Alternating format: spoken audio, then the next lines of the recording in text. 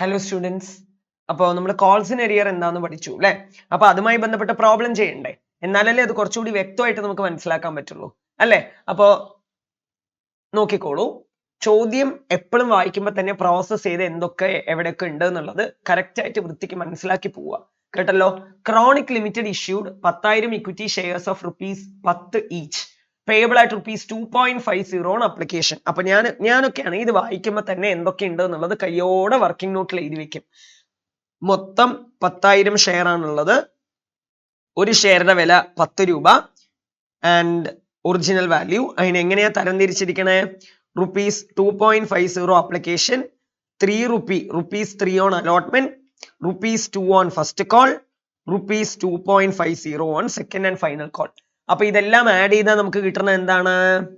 ₹10. അപ്പൊ പാറിലാണ് വാങ്ങണത്. പാർ പറഞ്ഞാൽ എന്താ? ഒരേ വിലക്ക്, മുഖവിലക്ക് വാങ്ങുന്നു കേട്ടോ. 10 രൂപയുടെ ഷെയർ 10 രൂപയ്ക്ക് തന്നെ ഷെയർ ഹോൾഡേഴ്സിന് കൊടുക്കണം. ₹1 എക്സ്ട്രാ വാങ്ങണില്ല കേട്ടല്ലോ.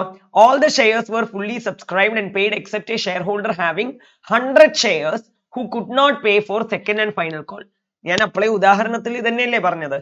എല്ലാരും എല്ലാം തന്നു, പക്ഷെ ഒരു 100 ഷെയർ വാങ്ങിച്ച ഒരാൾ മാത്രം സെക്കൻഡ് ആൻഡ് ഫൈനൽ കോൾ തന്നില്ല. ബാക്കിയൊക്കെ തന്നു, സെക്കൻഡ് ആൻഡ് ഫൈനൽ കോൾ മാത്രം തന്നില്ല. എന്താണോ തരാത്തത് അതാണ് കോൾസ് ഇൻ എരിയർ. ഏത് സ്റ്റേജിലാണോ തരാത്തത് ആ സ്റ്റേജിൽ വേണം കോൾസ് ഇൻ എരിയറിനെ എഴുതി കാണിക്കാൻ. അപ്പൊ നമുക്ക് തുടങ്ങിയാലോ? ഇതിനൊന്നും അധികം സമയമേ എടുക്കരുത് കേട്ടല്ലോ. ജേർണൽ എൻട്രി വളരെ തറവായിരിക്കണം. അപ്പൊ ആദ്യത്തെ സ്റ്റേജ് ഏതാ? അപ്ലിക്കേഷൻ. പിന്നെ ഞാൻ പറഞ്ഞതൊക്കെ എല്ലാവർക്കും ഓർമ്മയുണ്ടല്ലോ അല്ലെ? എല്ലാ സ്റ്റേജിനും 2 എൻട്രി ഉണ്ടാവും കേട്ടോ. എല്ലാ സ്റ്റേജിനും 2 ജേർണൽ എൻട്രി ഉണ്ടാവും. അപ്പോ ആദ്യത്തെ സ്റ്റേജ് അപ്ലിക്കേഷൻ. നിങ്ങൾ വരയ്ക്കുമ്പോ ഫോർമാറ്റ് ഒക്കെ വരച്ച് in the books of chronic limited journal എന്നൊക്കെ പറഞ്ഞ് തന്നെ എഴുതണം കേട്ടല്ലോ. അപ്പൊ ഡേറ്റ് ഒന്നും നമുക്ക് തന്നിട്ടില്ല, അതുകൊണ്ട് 1 2 3 4 അങ്ങനെ ഇട്ട് പോയാൽ മതി കേട്ടല്ലോ. ആദ്യം തന്നെ നമുക്ക് അപ്ലിക്കേഷൻ മണി കിട്ടും. അപ്പോ journal entry bank account debit to equity share application. Equity share ആണെന്ന് ചോദ്യത്തിൽ എടുത്തു പറഞ്ഞിട്ടുണ്ട്, അതുകൊണ്ട് തന്നെ ആ പേര് എഴുതുന്നത് കുറച്ചുകൂടി നല്ലതാണ്. അപ്ലിക്കേഷൻ മൊത്തം കമ്പനിയുടെ കയ്യിൽ എത്ര അപ്ലിക്കേഷൻ ഉണ്ടായിരുന്നു? 10,000 ഷെയറിന്റെ ഒരു ഷെയറിന് എത്രയാ അപ്ലിക്കേഷൻ പൈസ വാങ്ങണത്? ₹2.50. അപ്പൊ 10,000 × 2.50 ഇതാണ് വാങ്ങണത്. ആണോ അല്ലയോ? 10,000 × ₹2.50 വെച്ചിട്ട് നമ്മൾ എന്ത് ചെയ്യുന്നു? വാങ്ങുന്നു. ഞാൻ എഴുതി ഇതേ സംഭവം തന്നെയാണ് അവരും. അപ്പൊ 10,000 × 2.50 എന്ന് പറയുമ്പോ 25,000 രൂപ എന്താവും? നമുക്ക് പൈസ, അപ്ലിക്കേഷൻ പൈസ ആയിട്ട് നമുക്ക് 25,000 രൂപ കിട്ടിയിട്ടുണ്ട്. ഇതൊന്നും ആരും അരിയര് വരുത്തൂല്ല കേട്ടോ. ആരും അപ്ലിക്കേഷൻ ഒന്നും തരാതിരിക്കുകയില്ല കേട്ടല്ലോ. ഇനി രണ്ടാമത്തെ എന്താ? എല്ലാത്തിനും 2 എൻട്രി അല്ലേ? ഷെയർ അപ്ലിക്കേഷൻ മണി കിട്ടി. ഈ കിട്ടിയ അപ്ലിക്കേഷൻ മണീനെ നമ്മൾ എവിടേക്ക് ട്രാൻസ്ഫർ ചെയ്യണം? എന്തിനു വേണ്ടിയിട്ട് അതൊക്കെ നമ്മൾ ചെയ്യണത്? ഫസ്റ്റ് ഓഫ് ഓൾ ക്യാപിറ്റലിന് വേണ്ടിയിട്ട് അല്ലേ? അപ്പൊ രണ്ടാമത്തെ എൻട്രി എന്താ? Equity share application account debit. Equity share application account debit. Equity share application account debit to equity share capital. To equity share capital. To equity share capital എന്ന് പറഞ്ഞിട്ട് കിട്ടിയ പൈസേനെ നമ്മൾ ക്യാപിറ്റലിലോട്ട് transfer ചെയ്യണം. ഇത്രയേ ഉള്ളൂ. നറേഷൻ എഴുതണം കേട്ടോ നിങ്ങൾ. Application money received, application money transfer to share capital account, ഇങ്ങനെ തന്നെ എഴുതണം. എഴുതിയില്ലെങ്കിൽ മാർക്ക് കിട്ടില്ല കേട്ടല്ലോ. നമ്മൾ ടൈം അധികം എടുക്കണ്ട പറഞ്ഞിട്ട് വേണ്ട കാര്യങ്ങൾ മാത്രം പറഞ്ഞു തരുന്നു, അത്രേ ഉള്ളൂ. നിങ്ങൾ എന്തായാലും എക്സാമിന് നറേഷൻ എഴുതിയിരിക്കണം. ഫോർമാറ്റ് അത് അതേപടി തന്നെ ഫോളോ ചെയ്യണം. ഫോർമാറ്റ് ഉള്ളത് ഫോളോ ചെയ്യാനാണ്, അല്ലാതെ അത് വേണ്ടാന്ന് വെക്കാനല്ല കേട്ടല്ലോ. ഇനി അപ്പോ അപ്ലിക്കേഷൻ കഴിഞ്ഞു. അപ്ലിക്കേഷൻ കഴിഞ്ഞ അടുത്ത സ്റ്റേജ് ഏതായിരുന്നു? അലോട്ട്മെന്റ്. അപ്പൊ അലോട്ട്മെന്റ് ആദ്യം തന്നെ വാങ്ങിക്കില്ലല്ലോ, അത് ഡ്യൂ ആവണ്ടേ. അപ്പൊ ഡ്യൂ ആവണ എൻട്രി എന്താ? Equity share allotment account debit. Equity share allotment account debit. Equity share allotment account debit to equity share capital account. To equity share capital account. ആദ്യം ഡ്യൂ ആവണ എൻട്രി എന്താണ്? അലോട്ട്മെന്റിന്റെ പൈസ നോക്കൂ. എത്രയാ അലോട്ട്മെന്റിന്റെ പൈസ നമ്മൾ എഴുതിയത്? അലോട്ട്മെന്റിന്റെ പൈസ എത്രയുണ്ട്? ₹3. Application ₹2.50, allotment ₹3. 10,000 ഷെയറിന്റെ ₹3 പറഞ്ഞാൽ എത്ര എമൗണ്ട് വരിക? 30,000 രൂപ വരും. അപ്പൊ സ്വാഭാവികമായിട്ടും 30,000 സമയമായി അടച്ചോളൂ എന്ന് പറഞ്ഞ് ഇൻഫർമേഷൻ കൊടുക്കുകയാണ്. അപ്പൊ എന്ത് ചെയ്യും? ആൾക്കാര് അടയ്ക്കും അല്ലെ? അടയ്ക്കും എന്ന് വിശ്വസിക്കാം. ഇവിടെ അങ്ങനെയാണ്, അടച്ചിട്ടുണ്ട് കേട്ടല്ലോ. ബാങ്ക് അക്കൗണ്ട് ഡെബിറ്റ് ടു എന്താണ്? Bank account debit to equity share allotment. Bank account debit to equity share allotment എന്ന് പറഞ്ഞിട്ട് നമ്മൾ എന്ത് ചെയ്യും എഴുതും എത്ര 30,000 K എന്നിടാം. ഞാൻ full ആയിട്ട് എഴുതുന്നില്ല. എക്സാമിന് ഇങ്ങനെ K എന്നൊക്കെ ഇട്ട് കഴിഞ്ഞാൽ അവസാനം നിങ്ങൾക്ക് ഗ്രേഡും K എന്ന് പറഞ്ഞു വരും. ഒരിക്കൽ കൂടി എഴുതാൻ വേണ്ടി വരും എക്സാം. കേട്ടല്ലോ? അപ്പൊ full ആയിട്ട് എഴുതുക കേട്ടോ. അപ്പോ അഞ്ചാമത്തെ അപ്പോ അപ്ലിക്കേഷൻ കഴിഞ്ഞു, അലോട്ട്മെന്റ് കഴിഞ്ഞു. ഇനി അത് കഴിഞ്ഞാൽ എന്താണ് ഫസ്റ്റ് കോൾ അല്ലെ? ഫസ്റ്റ് കോളിന്റെ പൈസ എത്രയായിരുന്നു എന്ന് വേഗം നോക്കിയിട്ട് വരാം നമുക്ക്. ഫസ്റ്റ് കോളിന്റെ പൈസ എത്രയാ? 2 രൂപ. ഓക്കെ, ഫസ്റ്റ് കോൾ ഒക്കെ ഇപ്പൊ എല്ലാരും തരുന്നുണ്ട്. ചോദ്യം നമ്മൾ വായിച്ചതല്ലേ. അപ്പൊ ആദ്യം ഡ്യൂ ആവണ എൻട്രി കാണിക്കൂ. Equity share first call account debit. Equity share first call account debit to equity share capital. To equity share capital എന്ന് പറഞ്ഞ് നമ്മൾ എഴുതും. അപ്പോ 10,000 ഷെയറിന്റെ 2 രൂപ അല്ലെ? 2 രൂപയിലേ പറഞ്ഞിരിക്കണേ. 20,000 രൂപ നമുക്ക് എന്ത് കിട്ടാനുണ്ട്? ഫസ്റ്റ് കോള് കിട്ടാനുണ്ട്. നമ്മൾ വിളിക്കണു ഡ്യൂ ആവണ എൻട്രി.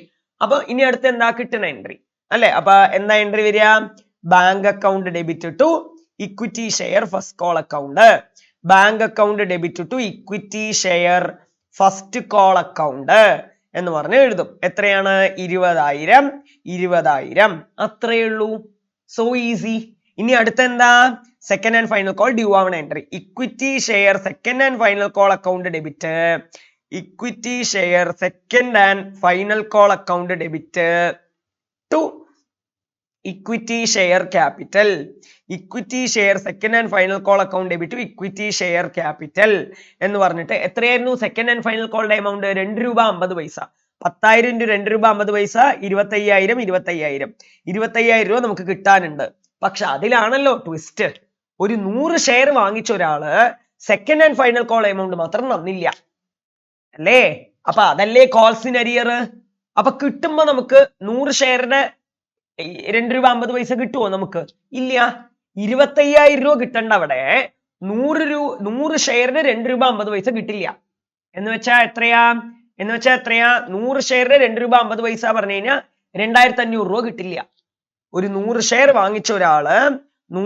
വാങ്ങിച്ച ഒരാള് ശ്രദ്ധിക്കുക, ഒരു 100 ഷെയർ വാങ്ങിച്ച ഒരാള് ഈ സെക്കൻഡ് ആൻഡ് ഫൈനൽ കോള് ഫെയിലായി.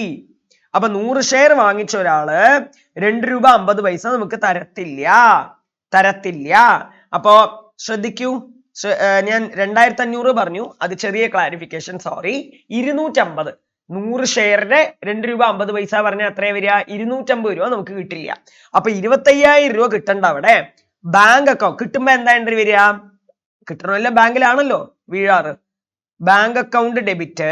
ഞാൻ ഒരു സ്ഥലം വിടുന്നു to equity share second and final call. Equity share second and final call എന്ന് പറഞ്ഞിട്ട് നമ്മൾ എഴുതും. ഇങ്ങനെ എഴുതിയിട്ട് ശരിക്കും പറഞ്ഞാൽ equity share second and final call നമുക്ക് എത്രയാ കിട്ടേണ്ടത്? 25,000 രൂപ കിട്ടണം. 25,000 രൂപ കിട്ടണ്ട അവിടെ നമുക്ക് കോൾസ് ഇൻ അരിയറിന് ഞാൻ ക്ലാസ് എടുക്കുമ്പോ എന്താ പറഞ്ഞെന്ന്? കോൾസ് ഇൻ അരിയറിന് ഡെബിറ്റ് ചെയ്യും എന്നല്ലേ പറഞ്ഞത്? കോൾസ് ഇൻ അരിയറിനെ ഡെബിറ്റ് ചെയ്ത് കാണിക്കണം. കിട്ടാത്ത എമൗണ്ട് ആണ് കോൾസ് ഇൻ അരിയർ. കിട്ടാത്ത എത്രയാ? 250 രൂപ കിട്ടാൻ പോണില്ല. 25,000 രൂപ കിട്ടണ്ട അവിടെ 250 രൂപ കിട്ടില്ല. ബാക്കി എത്ര രൂപ മാത്രമേ കിട്ടുള്ളൂ? 24,750 രൂപ ബാങ്കിൽ വീഴും. ഇങ്ങനെയാണ് എഴുതേണ്ടത്.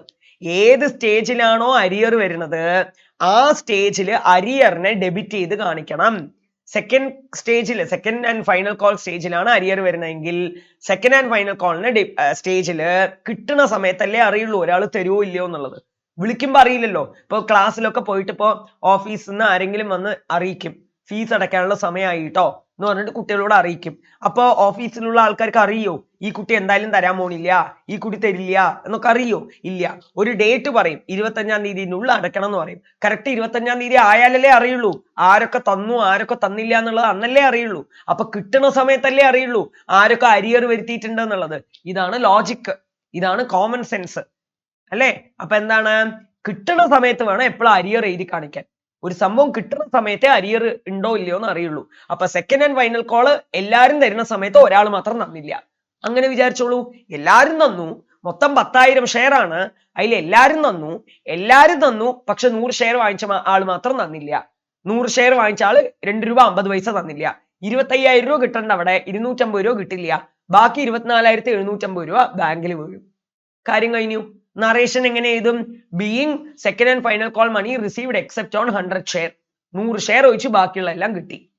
ഈസി, അത്രേ ഉള്ളൂ. ഇതാണ് കോൾസൺ ഏരിയ. അപ്പൊ ഒന്നും കൂടി റീവൈൻഡ് ചെയ്ത് വീഡിയോ കണ്ടു നോക്കുക. ഡൗട്ട് ഉണ്ടെങ്കിൽ നിങ്ങൾ ചോദിക്കുക. അപ്പൊ അടുത്ത വീഡിയോ സെഷനിൽ നമുക്ക് അടുത്ത ടോപ്പിക്, ചെറിയൊരു ടോപ്പിക്കിലോട്ട് പോവാം. കേട്ടല്ലോ? Thank you so much.